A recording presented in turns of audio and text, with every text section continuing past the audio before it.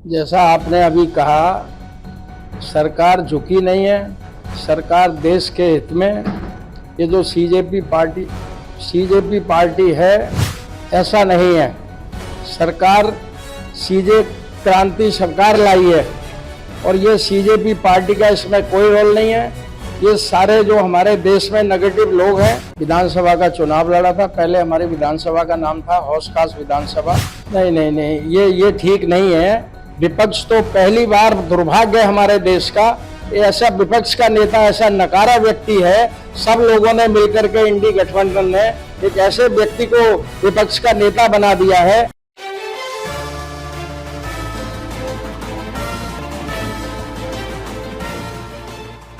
नमस्कार दोस्तों, मैं अनिल गुप्ता, आप देख रहे हैं सरल न्यूज। इस समय हम मौजूद हैं नई दिल्ली विधानसभा के गोल मार्केट में। हमारे साथ मौजूद हैं हरिशंकर गौतम, जो बीजेपी के वरिष्ठ नेता भी हैं और इन्होंने 1999 में विधानसभा मालवीय नगर विधानसभा से चुनाव भी लड़ा है। हम इनसे जुड़ेंगे और बात करेंगे।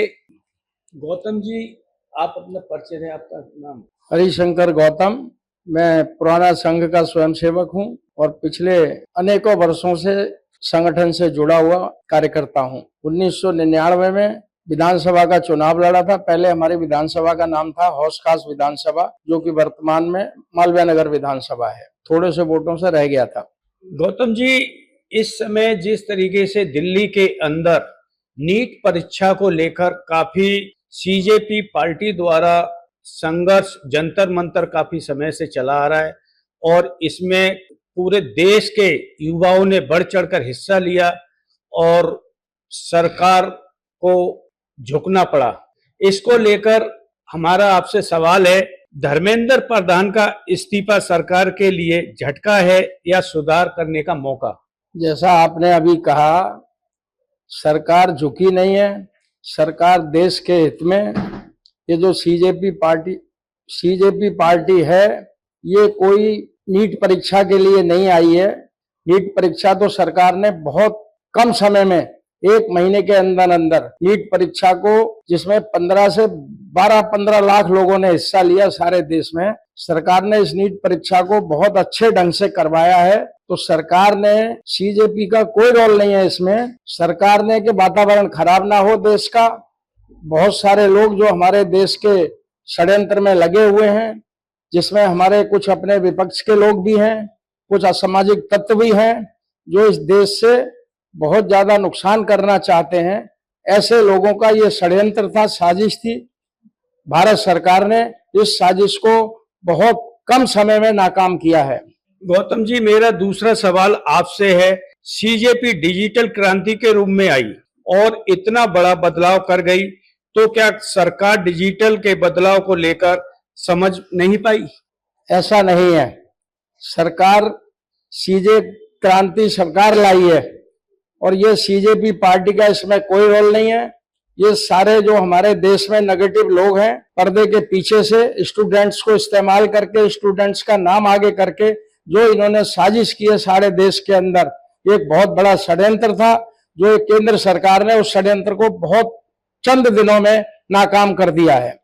वही मेरा आपसे तीसरा सवाल है, प्रदर्शन के दौरान बीजेपी आरएसएस ब्राह्मण जैसे मुर्दाबाद के नारे देखने को मिले। इस्तीफे के बाद प्रहलाद जोशी को शिक्षा मंत्री बनाया, जो आरएसएस के पृष्ठभूमि से आते हैं और एक ब्राह्मण भी है। जो इस पर आपकी क्या राय है? सबसे पहली बात तो ये है कि ये भारत सरकार, मोदी जी की सरकार, कोई जात पात की राजनीति नहीं करती। सबसे पहले देश है हमारे लिए, इसलिए कोई जाति हो, वरिष्ठ नेता हैं प्रहलाद जोशी जी, इसलिए उनको ये कार्यभार दिया गया है। क्योंकि संसदीय कार्य मंत्री के नाते वो कार्य कर रहे हैं, तो शिक्षा मंत्री का कार्य इसलिए उनको दिया है। इसमें जात पात की कोई बात नहीं है।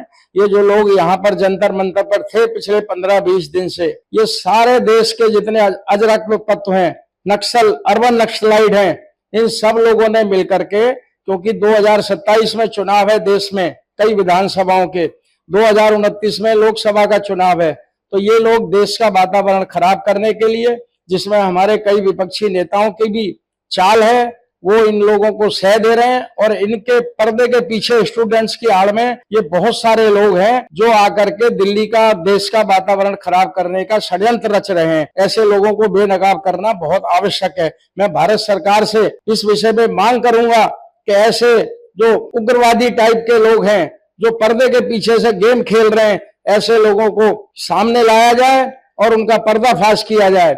इसमें हमारी सरकारी संपत्ति को भी बहुत नुकसान किया इन लोगों ने। अनेकों पुलिस वाले बहुत ज्यादा घायल हुए हैं, उस पर भी जांच होनी चाहिए।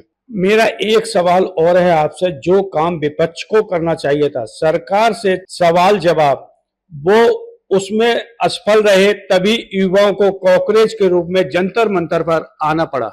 नहीं नहीं नहीं, ये ठीक नहीं है। विपक्ष तो पहली बार, दुर्भाग्य है हमारे देश का, ऐसा विपक्ष का नेता ऐसा नकारा व्यक्ति है। सब लोगों ने मिलकर के इंडी गठबंधन ने एक ऐसे व्यक्ति को विपक्ष का नेता बना दिया है जिसको देश से कोई हमदर्दी नहीं है, कोई लेना देना नहीं है देश से। जो व्यक्ति अधिकतर समय विदेशों में रहते हैं और कोई होमवर्क नहीं करते, सिर्फ तमाशेबाजी करते हैं, ड्रामेबाजी करते हैं, तो सीजेपी पार्टी की को कुछ नहीं किया उन्होंने। ये सब लोग उसके पीछे षड्यंत्र है, बहुत बड़ा षड्यंत्र है हमारे देश के खिलाफ। अगर ईमानदारी से इसकी जांच होगी तो बहुत लोग उसमें सामने आएंगे और बहुत लोग नंगे हो जाएंगे। धन्यवाद गौतम जी, आपने हमको समय दिया, सरल न्यूज के साथ आप जुड़े और इसके लिए आपका बहुत बहुत धन्यवाद।